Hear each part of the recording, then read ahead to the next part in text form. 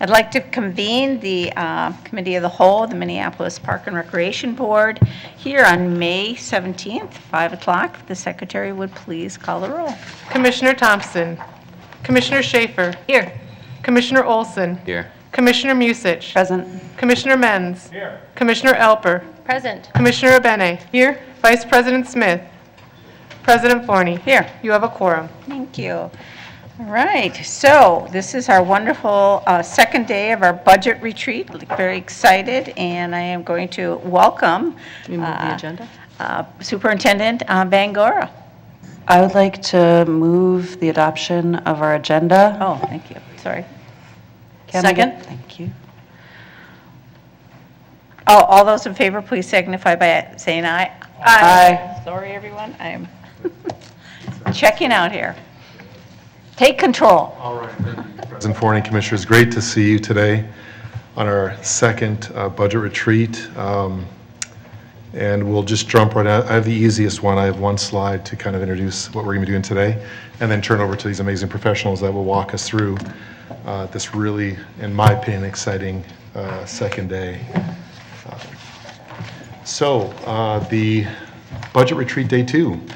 So what we're going to do is make sure we provide funding sources of information to this board as we go through the retreat today. And the really important piece too is we want to discuss the commissioner priorities. We want to talk about the general fund current service level. And we also want to then, of course, get to the point where we have the maximum property tax levy that this board will be directing us to go to the city with. So those are really important things for today. Some of the key information that we want to get to the end of the budget retreats today is the Commissioner's 2024 priorities within the 2023 to 2026 strategic directions and performance goals. We want to make sure the Commissioner's directions to link to the priorities to property taxes and other ongoing funding or one-time funding. So we want the direction from you in those areas. And also for the Commissioner's direction at, like I said earlier, for the MPRB's maximum property tax levy request, which ultimately, hopefully by the end of this meeting today, that we will have a good direction on what the board's priorities are and to direct us on our tax levy request to the city and to the BET. So with that, Commissioners, I am going to turn this over to Director Weissman to begin our day 2 retreat. So it's great to see everybody and look forward to our discussion today. Thank you. Welcome. Thank you. Good evening, President Forney and Commissioners. So we are going to start off our discussion talking about our funding sources. So in our general fund, our revenue sources make up 78% is made up of property taxes. So we are definitely very heavily reliant on property taxes in our general fund.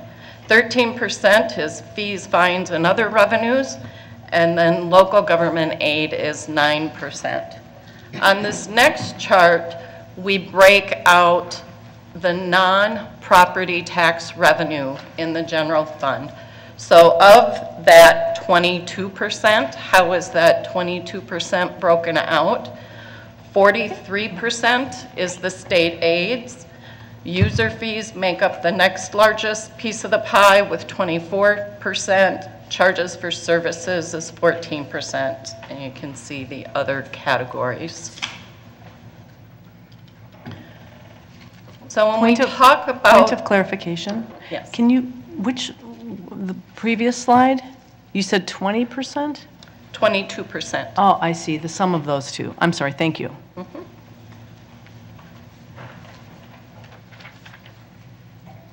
So when we look at the various revenue sources, we have ongoing and then one-time funding sources. So property taxes, of course, is ongoing. It's sustainable. It can be impacted by economic conditions. And just as a reminder, in the year 2020, when COVID hit, we did not raise our property taxes for 2021. So that's an example of how an economic impact our decisions around property taxes. So for this particular budget year, 2024, you had a presentation from the assessor's office in the Administration and Finance Committee last board meeting. So we are going to be considering impacts to residential properties, levels of new construction, and commercial vacancies in the downtown corridor are going to impact us going forward. For fees and charges, we had a study report item in the Recreation Committee and got a clear message from this board that you want to continue the free youth programming in the ACP areas, and that you do not want to offset that revenue with property taxes. You want us to continue to look for donations or other revenue sources to balance that out.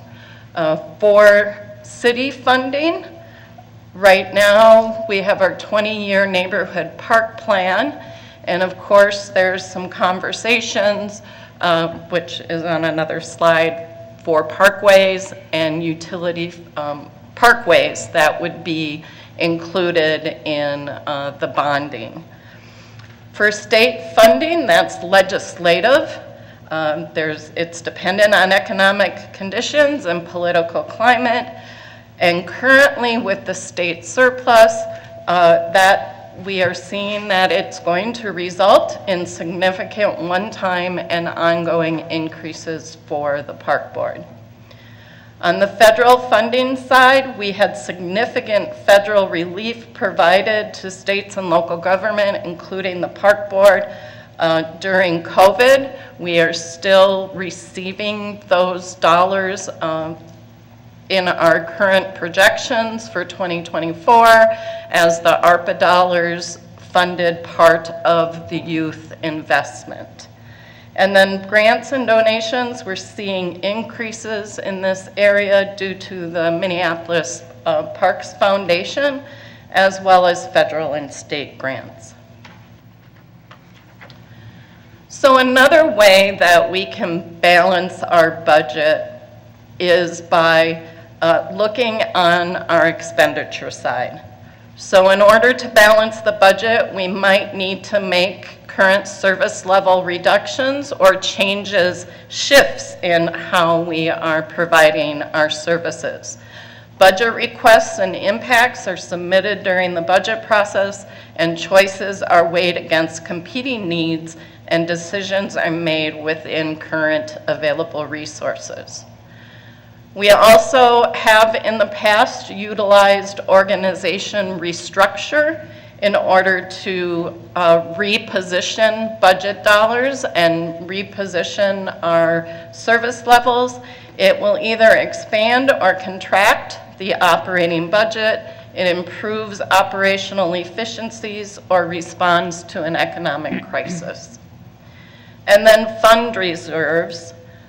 Board allocation of excess fund reserves, those are one-time focused. Our financial management policy states that we shall not use these for ongoing expenditures, and we should emphasize one-time uses that achieve future operating cost reductions or stimulus spending in the time of recessions. So again, historically, we have used all of those and more in order to fund our priorities and focus the funding for the Minneapolis Park Board. So again, through the state legislature, we were able to create the Parkland Dedication Fee, and the Dibble-Horenstein Parkland Dedication Fee Fund was established and is being utilized in our capital program. Property tax levies, we had a tree preservation and reforestation levy. This is an example of a use of property taxes for a specific project that took 9 years to complete, but it was successfully completed. And then, of course, our 20-year neighborhood park plan. And then when we looked at our youth investment, the youth investment over a 4-year period, we utilized many of these areas with property taxes, grants, current service level reductions in other departments, and organizational restructure. And also, which is not on here, we used excess fund balance allocations to support our youth during those 4-year periods. So the legacy funding sources that are being considered by this board, you're all very familiar with these. Property taxes, which would be the bond and permanent improvement levy, which I will point out to you again during the maximum property tax levy discussion. A utility fee for stormwater and water quality in the city of Minneapolis, and then looking at private and philanthropic endowments. Now I'm going to turn it over to Deputy Ringgold. Good evening. Hi, everyone. I'm going to breeze through these first couple, but they provide the context slides. You would have seen them last time, so it's just for that viewing public who's tuning in for the first time. So our work on strategic directions started last year. As you worked through your strategic directions, you started with hopes, hurdles, and highways. We had a whole room full of Post-it notes. And our goal at that time was to take all of your insights, all of your visions, find where the commonality is, and use that to help prioritize our comprehensive plan, which has 9 goals and 149 strategies. We ended up with 5 strategic directions, 37 priority comp plan strategies, 15 performance goals, and then we have within your budget the budget actions that build out 4-year work plans for each of those performance goals. So at our last meeting, we talked a little bit about all of that, and then you also had some worksheet work that you did. And that worksheet work allowed you to both identify at the beginning of the meeting, or maybe even before the meeting, as well as at the end of the meeting, what your top 3 priorities are for the 2024 budget. That has been compiled into a single sheet. The one that you have in front of you is updated. It has all commissioner priorities in it at this point. It also has 4 green columns on it, and those 4 green columns were added by staff. The first column is our response. If you provided a priority, we might have had some insights, some information to share. That was our contribution to what your individual priorities were. We also themed them. So in looking at the different priorities you each put forward, there was some commonality between them. So we put them into a series of themes, and we'll work a little bit more on that in a moment. We also added the priority comprehensive plan strategy that has been assigned to either the set of strategic directions or the specific performance goal, so that you can see how that aligns. And we provided a column that literally just makes it easy for us to filter. And that is based on what you had said yes or no for, or maybe left blank, on the using one-time state funding. And so that lets us do a little sorting on it. So let's take a look at how those themes came together. We ended up at the end of the day with 12 themes. Capital investment, that was one that really pulled together. There might have been individual capital investments that you would have maybe referenced within those priorities, or maybe a collective of capital investment. EAB support, especially in areas of concentrated poverty, that's the second one. Several of you had priorities around sustaining a level of service for our assets. Those got pulled together into a common theme. There were comments and priorities around moving capital resources into rehab. Ones around implementing the natural area management plan. There were a couple of different ones around resources for park police or public safety. Parking came up as well as one of the themes, and park parkway pavement as well as parkway master plan. So two things related to parkways, but one more around pavement, the other one regarding master plan. Program implementation, in cases where there were comments about how we might more effectively implement a program or think about how we are working through capacity around a program, those were captured in program implementation. Water quality and stormwater appeared within the priorities, as well as youth programming funding, so either sustaining funding or continuing the youth programming, looking for donations to solve for that free youth programming. Those are pulled together in those categories. And on your sheet, you can see more clearly how they were each themed. If you disagree with us, we're happy to hear. If you think your priority actually was unique and stood out as its own or should be grouped in another place, we'd be happy to hear it. In general, the comments or the priorities that were put forward by the board were very well aligned with the existing strategic directions, very well aligned amongst each other on the board, and very consistent with things we have heard from you. So you didn't surprise us with a lot of new ideas, which is fantastic. It tells us that this process is actually working and that we're hearing you and that we're moving forward in a great direction, finding what your needs are and how we can better address them. We do want to take a little bit of time, and this is where it wouldn't be a budget retreat without a DOT exercise. We did take and we created a board, and for those of you who are viewing on TV, we'll find a way for you to see this. But basically, you'll see that the kind of main theme categories are along this left-hand side, and then the individual comments that related to them are adjacent to them. You will note there are 2 asterisks on this slide, and there are 2 missing from here. Considering how much work you've already put into prioritizing parkways and stormwater, we didn't bring them here for you to prioritize for the 2024 budget. We've already really done a lot of work prioritizing that and are well on our way on that. So it frees up a couple of dots for you to put onto other things, which is great. And you will see you have 3 green dots and 1 blue dot. So the 3 green dots, those are things that would be, of these, your highest priority.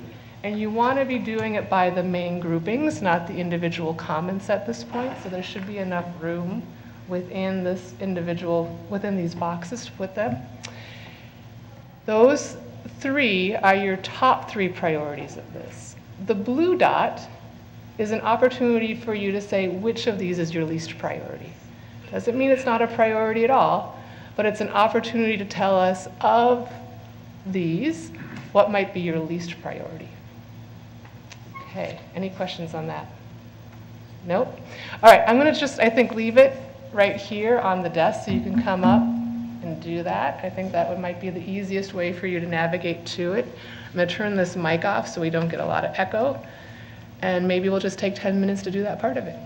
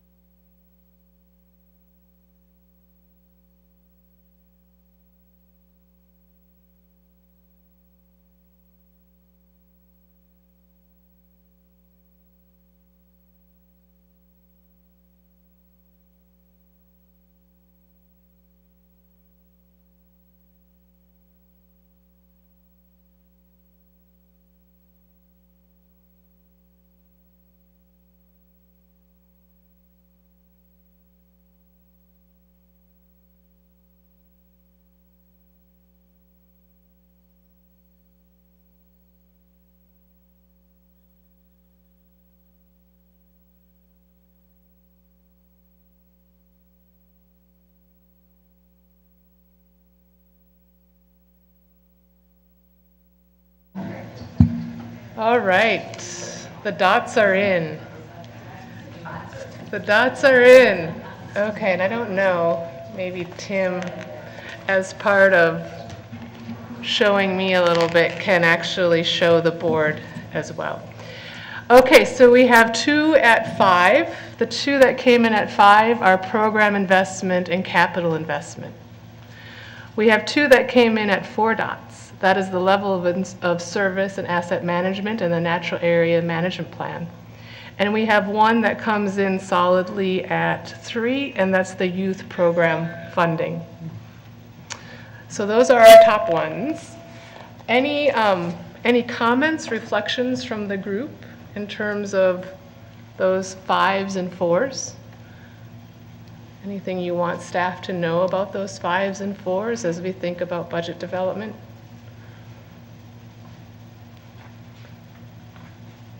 Okay.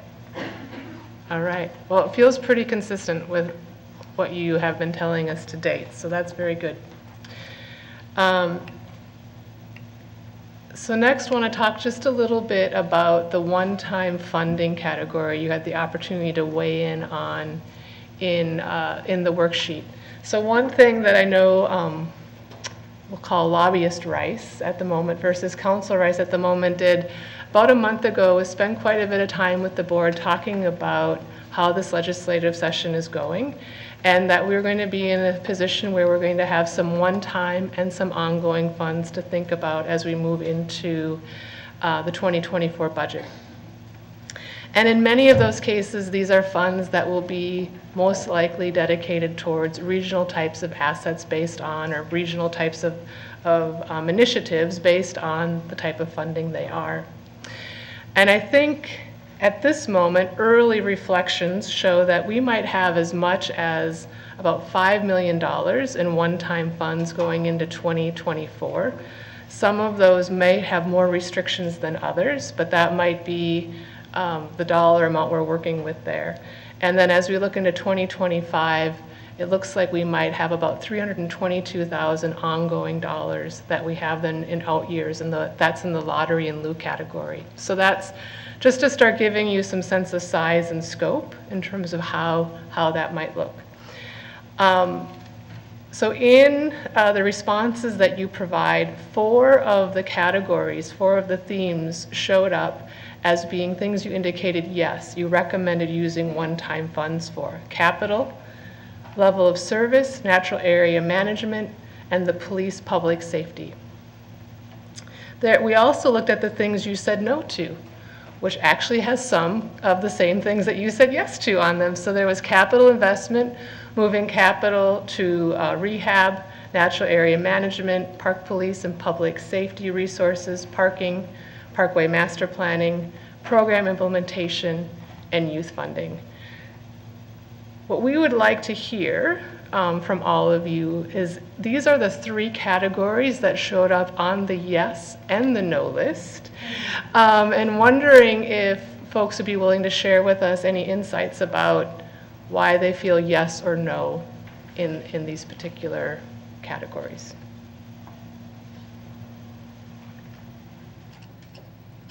Commissioner Thompson? Thank you, President Forney. I believe I have things that I listed that you ended up putting in, one in capital and one in the public safety.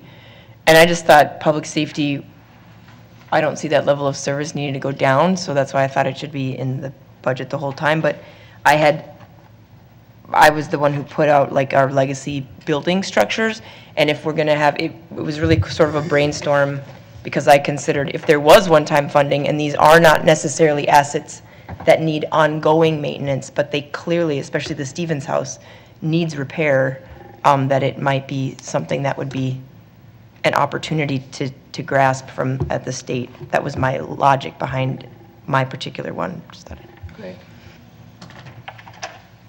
Commissioner Bennett? Thank you, President Forney. I actually added natural areas management to that one time, thinking that if it's possible, that it could be staff-led work based on what's in the 2023 budget and the task list for the actions that are there, but that it could be done with contractors. And I'm thinking about, essentially just what it would take to start to manage those lands. And particularly given the seasonal nature of the work, it might not be the kind of thing that you would want to staff necessarily, all year round. So that was one. And then I think mine was a little aspirational. I did do the Park Police Public Safety one, thinking again of maybe more park agents, particularly if that's possible, even to find people.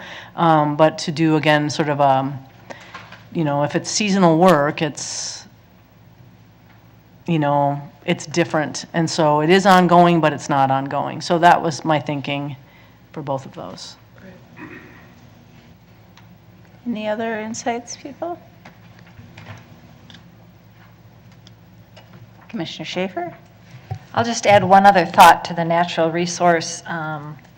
If we do a lot of contracted prairie burns, get some of these things up to date that are behind schedule, we could use these contractors to reset certain areas, whether it's buckthorn removal, restoration, and then dovetail that with a volunteer/staff plan for maintenance. And I would just say for capital investment around grand rounds, obviously I think that makes sense. It does look like in the cash-only capital investment project at the house, we'll be getting around like 5 million, 6 million or whatever. And then if we have additional funds, so we could actually complete that, I think we've seen that the more we delay projects, things can balloon. And so it's important that when we get this level of state investment that we, finish. So that's why I think absolutely one-time funding is appropriate there. Commissioner Alper? Thanks. And with the capital investment one about shade structures, I wasn't sure. So, Okay. I didn't think so, but if staff recommends that, sounds great. Okay. Any other comments? Great. All right. That's all we have. We can move on to current service level discussion. Thank you.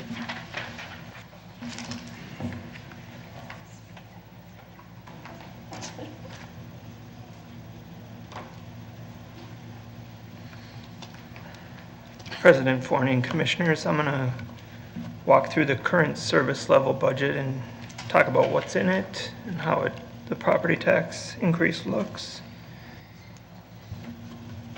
So planning for 2024, we're kind of in a new normal.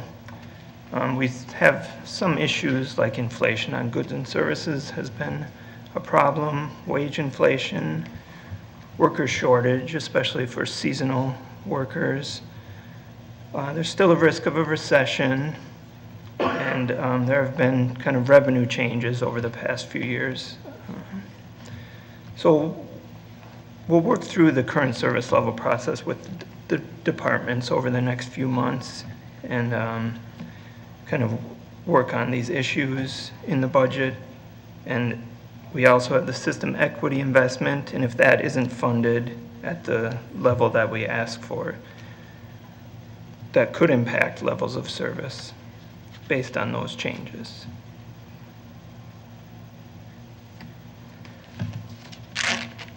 So this is what the 2024 current service level budget looks like with a 6.19% property tax increase. You see local government aid is left flat right now, and that probably will increase, it looks like. The property tax still has to go through the BET and the mayor's recommended budget. So a local government aid increase may reduce the amount of property tax that passes through the BET. That's kind of happened in the past. And LGA, part of the purpose of LGA was relief for taxpayers. American Rescue Plan Act revenue is reducing, and that was planned for. And you'll see it goes to 0 in 2025, and that does leave a 2-year issue in the budget, 25 and 26, and we are working on solutions for that. In our expenses, full-time wage and fringe, we have any settled contracts are built in, and that's about half the groups have settled contracts in 2024. There's a provision for the other groups that don't have a settled contracts. Part-time wages, now that minimum wage is kind of finished the step increases, that's just built in with expected inflationary increases. Health insurance is built with a 5% increase. The recent increases have been lower, and that will be adjusted when we find out the final health insurance figures. Other expenditures are built with a 3% inflationary increase. That is not keeping up with inflation over the past few years, but it's what the budget can handle. There's also an increase for utilities in there.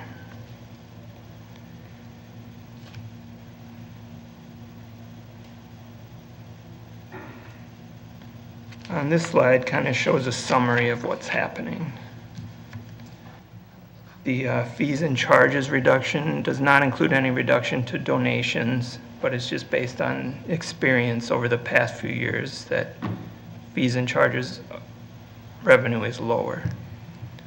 ARPA reduction is expected.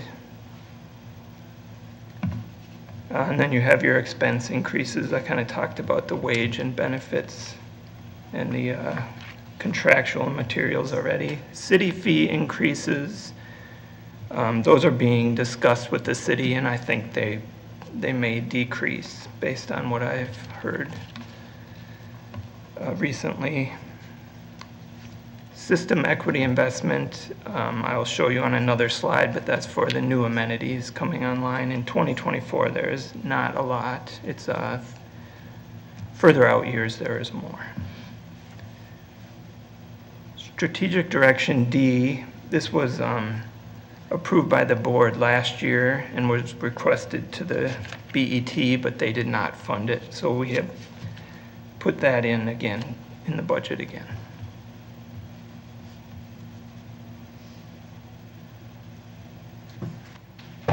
So system equity investment is the new amenities coming online and their operating costs. So the dog grounds are at Loring and the freeway, and there's, I believe a board action will be coming for those. There's just some seasonal staffing for that. The bigger one's Graco and Upper Harbor Terminal. Now I think right now they're both slated to open in towards the end of 2025. So if that, we'll change our estimates as we get closer, but they would share the funding in 25 and then both be fully funded in 26 on this current plan. North Commons project is also a larger one in 2027, and that will really depend on what the scope of the project ends up being.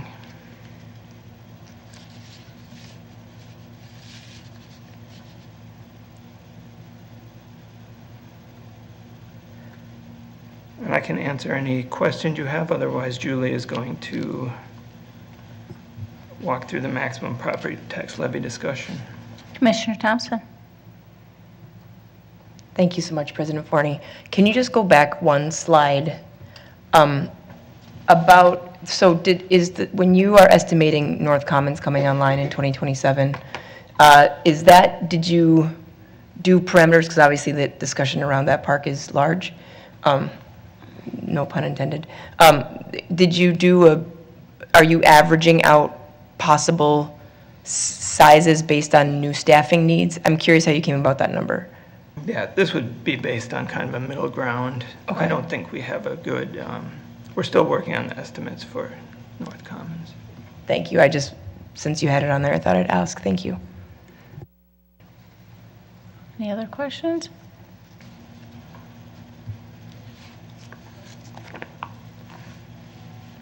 Commissioner Alper? Thanks. What's Southwest Light Rail? President Forney, Commissioner Alper, that is light rail station. I believe that is near or at a park.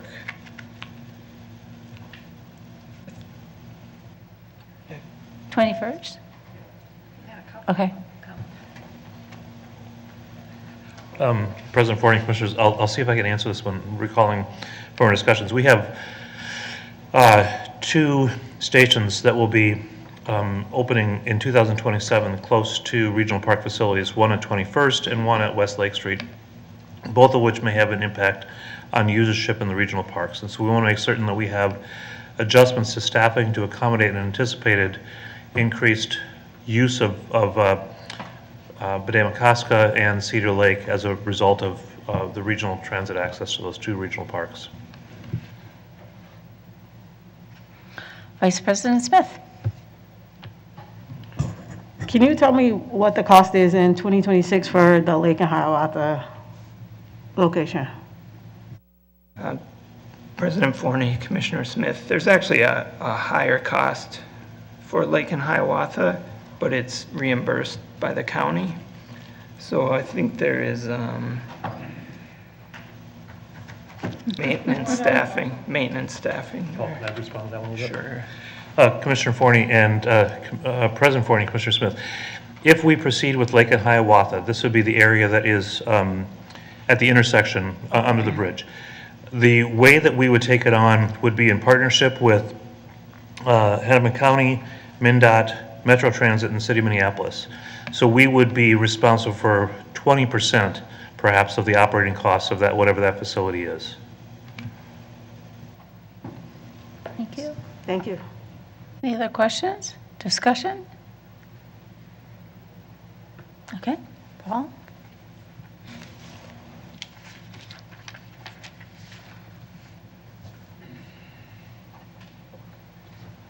Moving right along. Maximum property tax levy. So the Board of Estimate and Taxation was established in 1919 by an act of the state legislature. The membership currently consists of 6 members: the mayor, city council president, chairperson of the Ways and Means Budget Committee, a Park and Recreation Board commissioners, and then 2 members elected citywide for 4-year terms.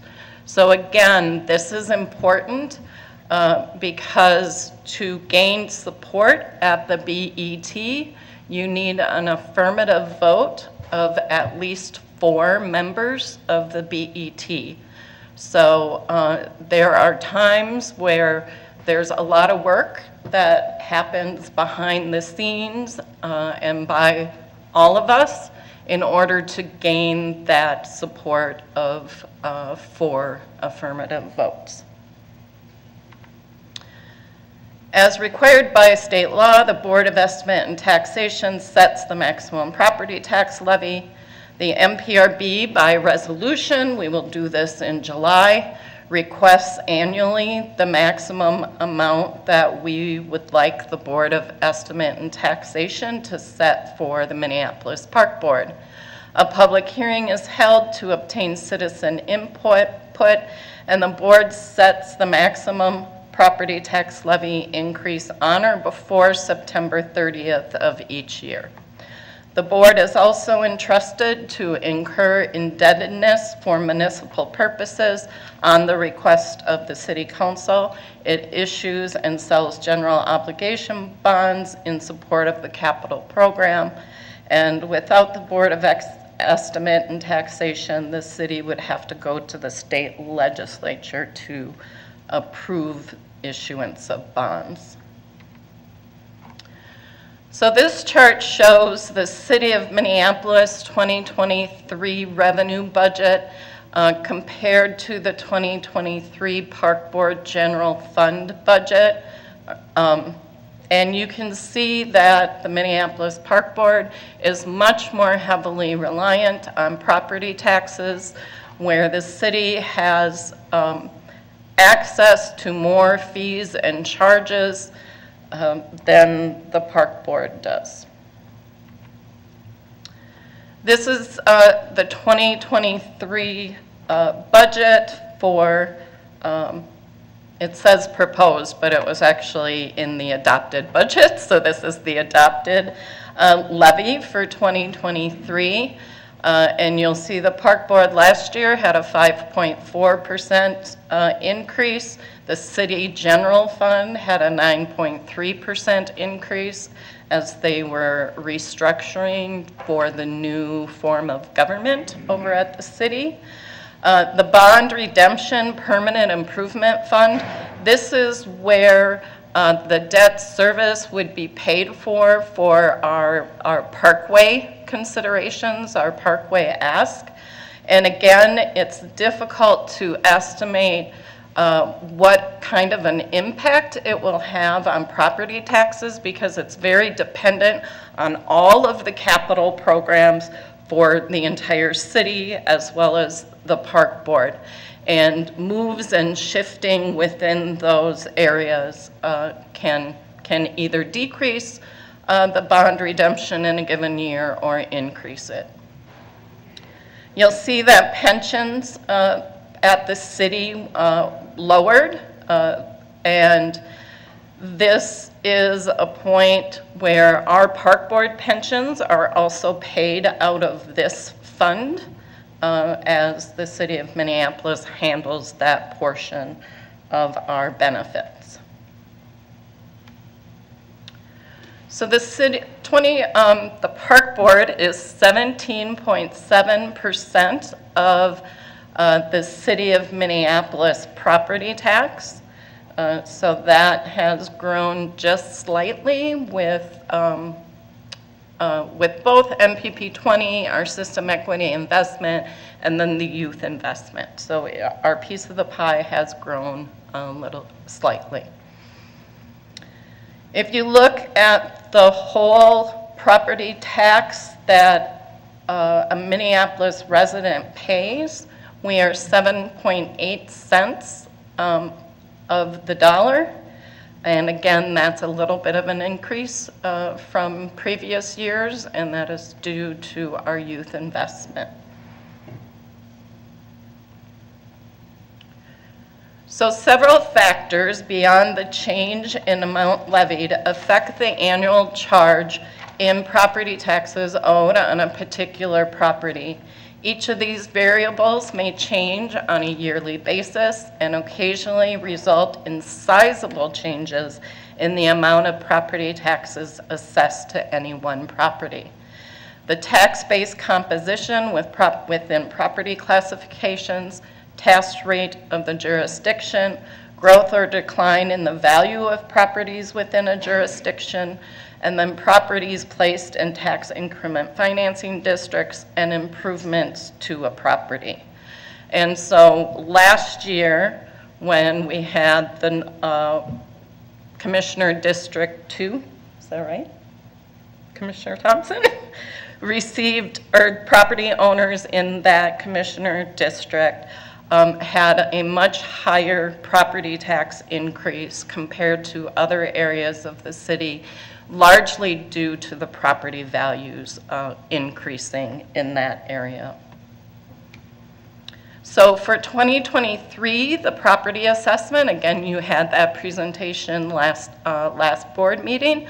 So as a reminder, 2023 property assessment for 2024 property taxes, residential values have increased on average 3%, apartment values have increased on average 3%, and commercial and industrial values have increased 6%. In 2023, residential properties were impacted by property tax increases at a higher rate than apartments and commercial and industrial. That should not be the case in 2024. We are watching a reduction in apartment construction or commercial vacancies downtown, and that will potentially impact future years. And in 2024, there are no expiring TIF districts to reduce the impact of tax increases. So this gives an example of the property tax increase, and again, this is from 2023, and the city's increase, the overall city increase of 6.5%, equated to $131 annual tax change for a lower market value home and $178 for the higher value market home.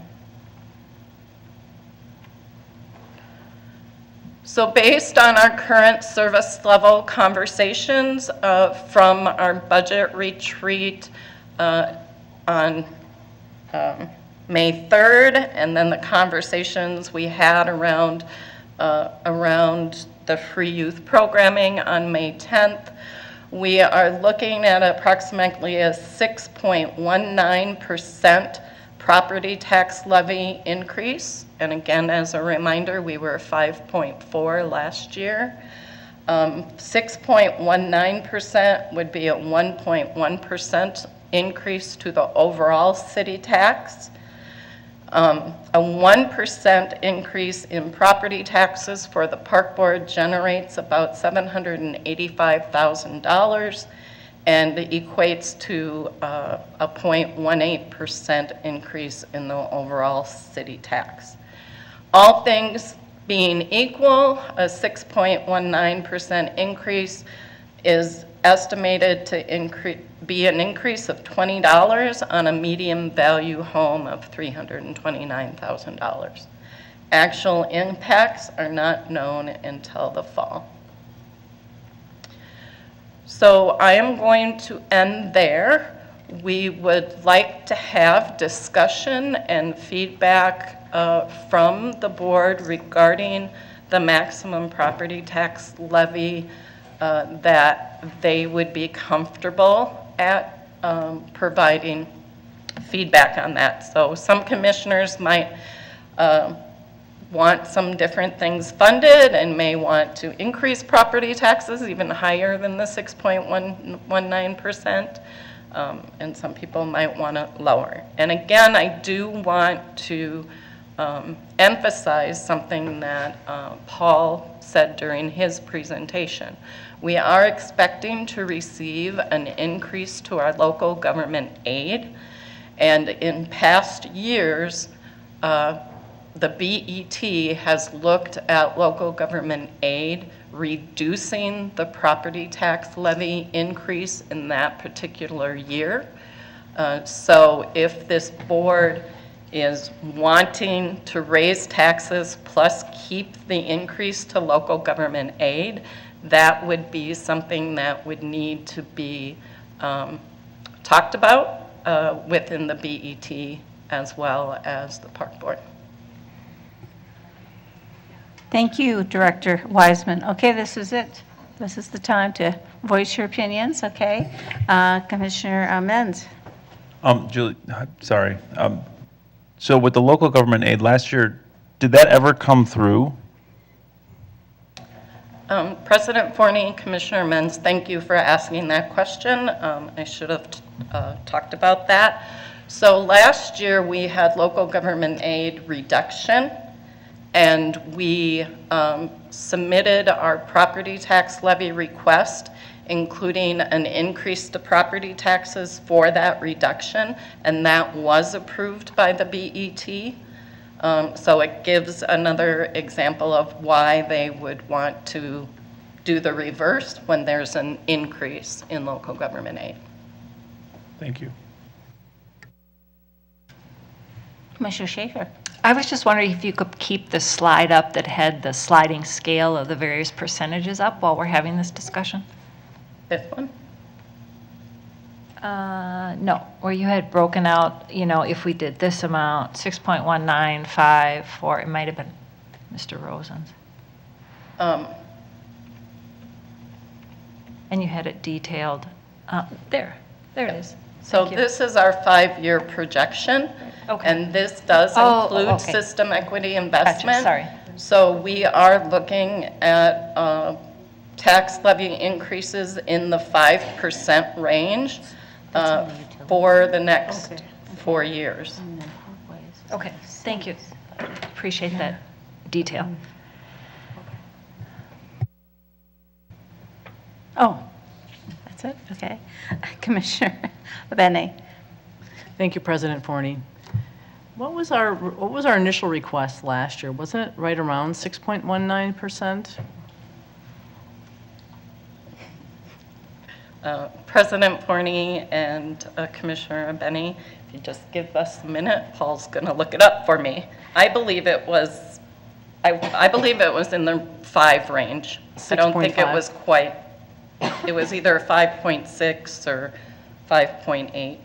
Well, I think we came in with something in the 6s, but then we got, we got pushed down to. Oh, yeah, yeah. So, and what we got. Oh, okay. Go ahead. Let's see. Okay. That's really close. Yeah. And then we were then, I'll use the word granted, I don't know if that's the right word, like 5.4% or something in the final, when it was all said and done. And Yes. a number that was interested to me is forward in this. That's actually because of the piece of the pie that we occupy. That is only, would that be less than 1% of the total increase to the citizens on the total property tax bill? You had that slide in the coming to the end here. Like third to the end. 1.1. One back. Yeah. Yeah. So it's a 1.1% Right, so- increase to the overall total tax. So when we landed at 5.4 or something like that for this calendar year, it would be under 1%. I think that's really a nice way for me to think about it. Thank you. Commissioner Schaefer? I just would like us to take into consideration the other asks that we have of the residents around the stormwater fee. And just don't forget about that as we go through this process. That's my only comment at this point. Commissioner Musich? Thank you, President Forney. I appreciate us keeping in mind the parkway component, as that would have a direct impact on the levy. The fee that we are asking for stormwater has zero impact on the levy because it is a fee that would be utilized for a specific purpose under the state law. So just want to make sure that I understand it is a resident cost, but I just would caution us at making it equivalent to levy amounts, because it's not. Commissioner Olson? Yeah, sorry if you don't, I mean, this is kind of out of nowhere, but so overall, city tax burden of our parks is like 17.7%, I think. Is that what that said? Do we know, is that pretty typical for other cities? Like, for instance, do we know what St. Paul, what percentage they spend on parks? Park services? President Forney and I know it's kind of Commissioner Olson, I don't know that off the top of my head. The Parks Department in St. Paul is an actual department of the city, so it doesn't have its own levying authority. So I don't know if we'd be able to tell. That's totally fine. I was just kind of curious if it went one way or the other. I guess, my one thing, I think there is a situation, there's a scenario where the tax bill coming out of the legislature is very good. Like the House proposal, I think would end up netting us about $1 million more a year, and that could cover, a lot of important things that I think we hope to accomplish. But, seeing some of the discussion around revenue raisers being taken out, or maybe new ones, I'm not quite sure where we'll end up. So I guess I'm just trying to say that I can't speak completely definitively on where I think we should go until we see exactly what that LGA or exactly what state funding is coming in. That being said, I'm kind of with folks that if that level is solid, if and considering other things, maybe just kind of keeping things level is maybe where I'm at. Because I do think there are a lot of things that we want to get caught up on, and even though we would be getting the LGA, I wouldn't want to go down, certainly, because there's a lot of important things I think we need to accomplish, but I think it would be very hard to justify going higher. That's just where I'm at. That being said, if the LGA is really small in the final version, maybe there could be a reason to go higher. Commissioner Thompson? Thank you, President Forney. Excuse me. I'll add my 2 cents to the conversation. I support what Commissioner Schaefer's saying, and I would normally completely say we need to watch how we burden the taxpayer and the resident of our city. And sometimes it feels a little frustrating knowing, and, Commissioner Benny and last year Commissioner Menz can maybe speak more to this, that the taxpayer gets burdened by the city anyway. So sometimes our ask is so minimal, and I think that we have a lot of impact on residents more than some of the other people taking the slice of that dollar that Commissioner Benny and I were looking at in our screen.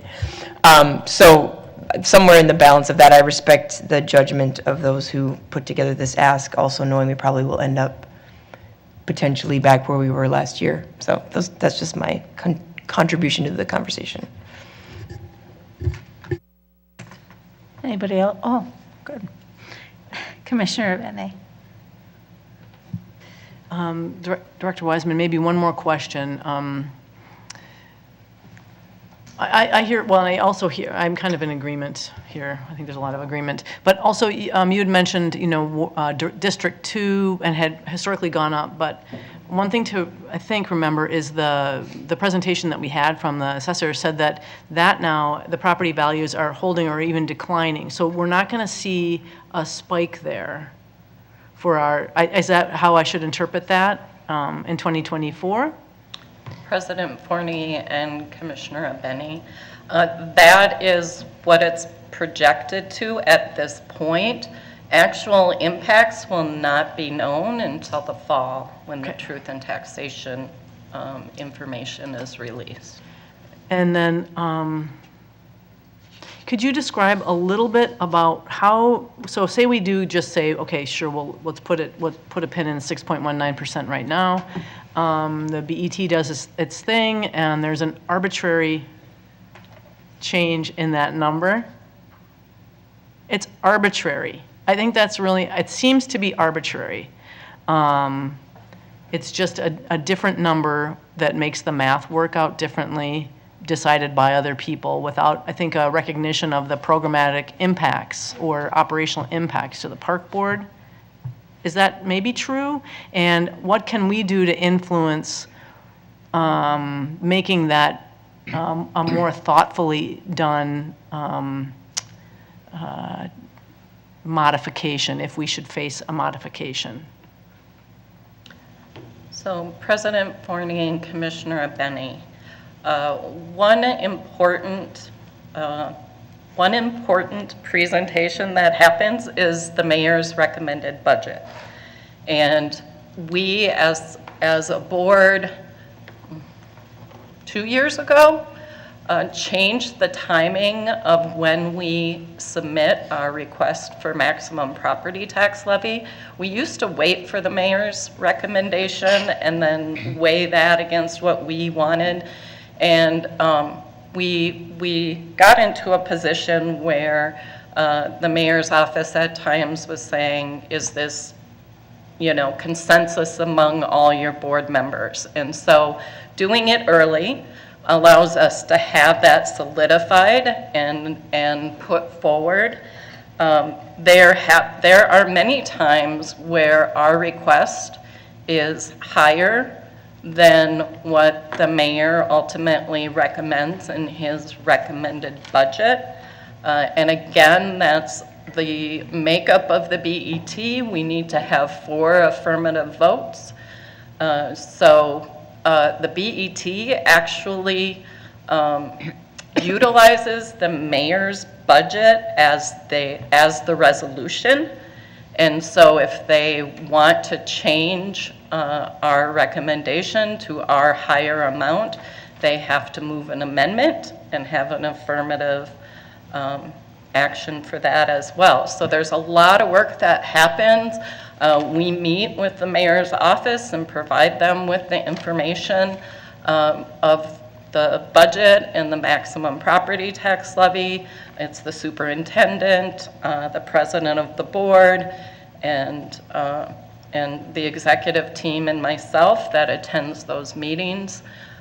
We also have meetings with the BET members if there's a particular, especially when we were doing the youth investment piece, and when we were doing MPP 20, there's meetings, a lot of meetings with council members and with the BET members to gain support for our initiatives. No? Okay. Commissioner Musich. Thank you, President Forney. There was a question a little bit earlier about how we compare to St. Paul in terms of the percent of our property tax expenditures on Parks and Rec. The St. Paul Financial Services Department has a property tax estimator available. In 2021, 11.2% of property taxes were spent by the Parks and Recreation Department. In 2022, it was 11.3%. Thank you for that insight. Yeah. No other comments? Commissioner Schaefer. I have a couple of questions as part of this process that's going to be happening. Superintendent last budget process talked about the zero-based budgeting that you were going to be working with internal departments. Is that still on track for this budget cycle?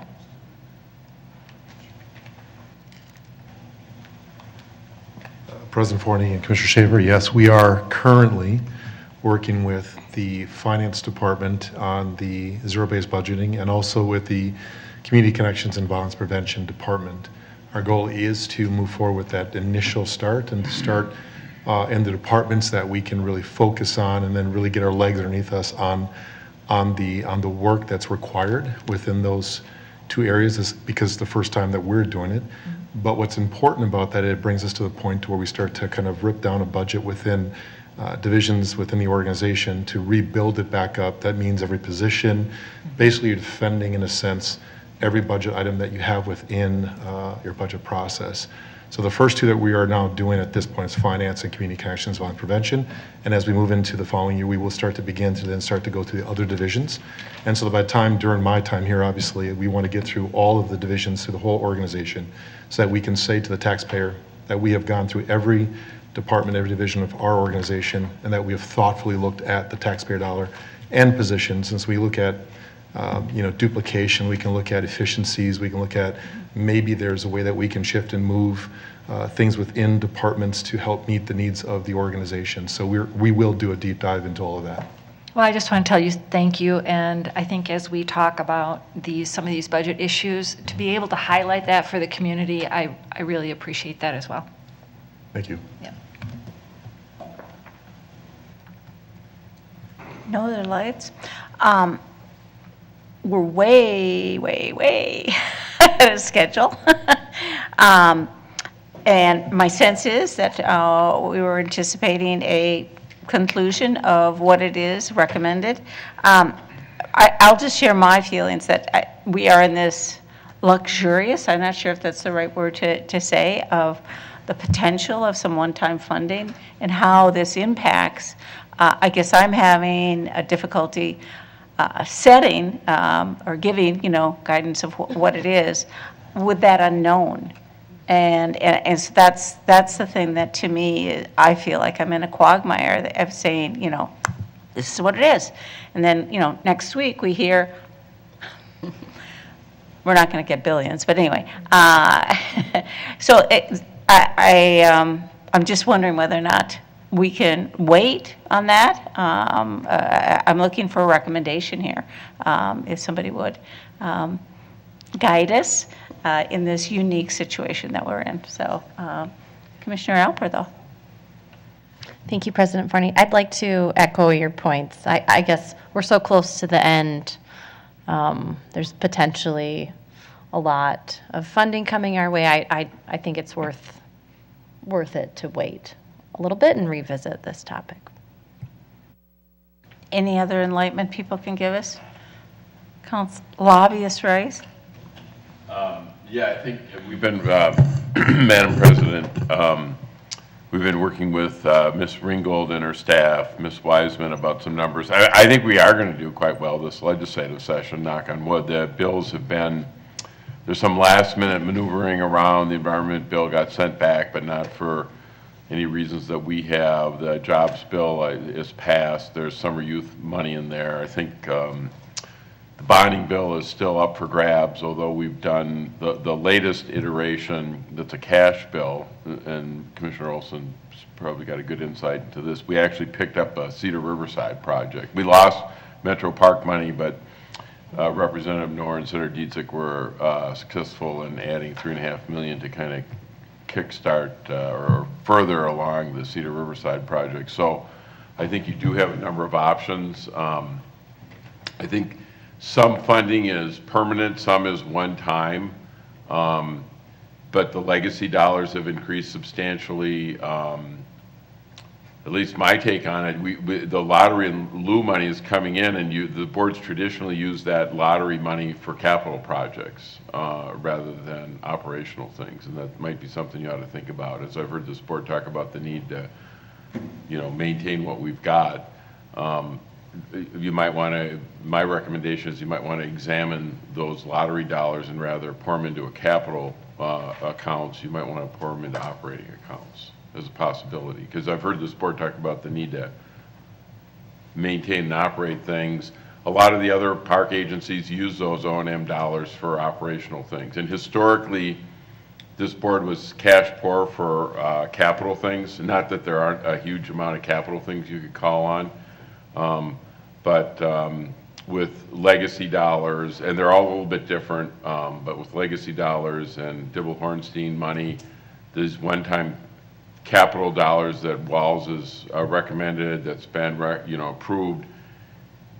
You could look at that pile that we'll get from the Met Council. It's not enormous, but it's into the millions of dollars, and you might find some strategic investments that are capital in nature, and you might want to look at reallocating those O&M dollars that have been very reliable over time because they're tied to the proceeds of the lottery, as a way to fund your, I've heard that Commissioner Schaefer, when I first met her, Commissioner Benny, a number of other commissioners talked about how do you maintain this rather large and continually growing system, and make sure you have the people operating and, cutting the grass, cleaning the sidewalks, everything like that.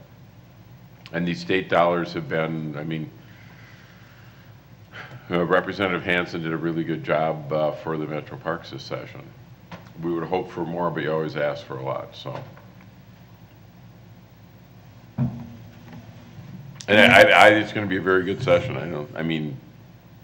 We'll have to wait for another few days, but it will get a lot clearer, but I don't see any reason why it won't be. Thank you for those insights. I guess the other thing that I find, I think it's particularly important this year for us to show our fiscal responsibility, being that we are asking for some pretty big initiatives that, in essence, are not being borne by us. So I want to make sure that we make some really, really prudent decisions here. So any suggestions of, can we bring this up? I'm not sure if the 24th is enough time, to digest what the session results are going to be, or if we can defer this to the first meeting in June. President Forney and commissioners, the maximum property tax levy increase request will come before the board in July. So we do have time in June to continue these discussions in the Administration and Finance Committee or as a committee of the whole during regular board meetings. I also would like to say that, this board as a whole is really progressing in their understanding of the budget and the processes. And our superintendent is starting to modify and change our budget process. So I would fully expect that our budget retreat next year will probably be able to be done in one day rather than over 2 days. But also continue with those study report items throughout the process that helps better inform us prior to the release of the superintendent's recommended budget. So you can look forward to presentations on a final, final reporting of what happens in the legislative session, more work around the maximum property tax levy request. As a reminder, most of those funds coming out of the state are regional focused, except for local government aid. So we need to keep that in mind when we're talking through these things. And then we also are going to be doing a presentation around fees and charges. There seems to be a lot of feedback that this board gave last year once the superintendent's recommended budget was released. And we'd like to do a little bit more work with this board prior to the release of the budget so that we we have a better understanding of what this board's direction is on those items as well. Did I miss anything? Okay. Commissioner Bennett. Thank you, President Forney. One thing I guess I would want to ask is if we, come forward with, a number recognizing our initiatives, recognizing we see these outside sources as a way to offset increasing our request and so on. So we sort of are exercising, we're doing this responsibly. I think we can't just do it and expect that to be read as responsible. We would need to very much tell the story of the way we came to that. Because I'm worried that if we exercise a lot of fiscal responsibility, we show up there with a 5. I'm making up a number. They'll be like, oh, then they'll cut 0.5% off. So I think that would be really important that we tell the story of where we started and how we found a way to bring it down in acknowledgement of these other initiatives, particularly because it's the same people that we're talking to at the city for those things. So they don't just think they're starting from a place where they get to do the usual thing, which is arbitrarily put a new number there. So, very wise. Any other discussion? Any other discussion? Yes. Superintendent Bangora. Thank you, President Forney and Commissioners. It was a privilege of saying thank you to you all. I think Julia said it so well. Just really impressed with the board and the discussion. I think as we've been doing study items and the work to get to this point, it has really seen an incredible knowledge gain, and it's been really a privilege to sit here and watch this board really get an understanding of the budget, and it's been, from my perspective and from I think our staff, it's been really a good exercise, and I can't thank you enough for that. I really mean that. And I want to make sure that I remind you that there's food till we take a break, and we'll come back, so do not leave without then it ends up in the cafeteria area, and everybody's trying to eat it. So please help yourself to the meal here. We know that you came here to do a lot of work and during your dinner time. So please have some food and maybe just kind of share some information and talk. And again, I want to thank you for your due diligence and your work around the budget. I'm really grateful for that, and thank you for your hard work on this. With that, that's all I have to say, and to thank you and thank staff. So thank you. So you're suggesting we should recess and then eat and then reconvene? Yeah. Just eat. On that, I will declare the meeting adjourned, and please, everybody, enjoy the home cooking that we are getting. Wow. Yeah, the dogs. I want to see the dots. That's the shortest we've had.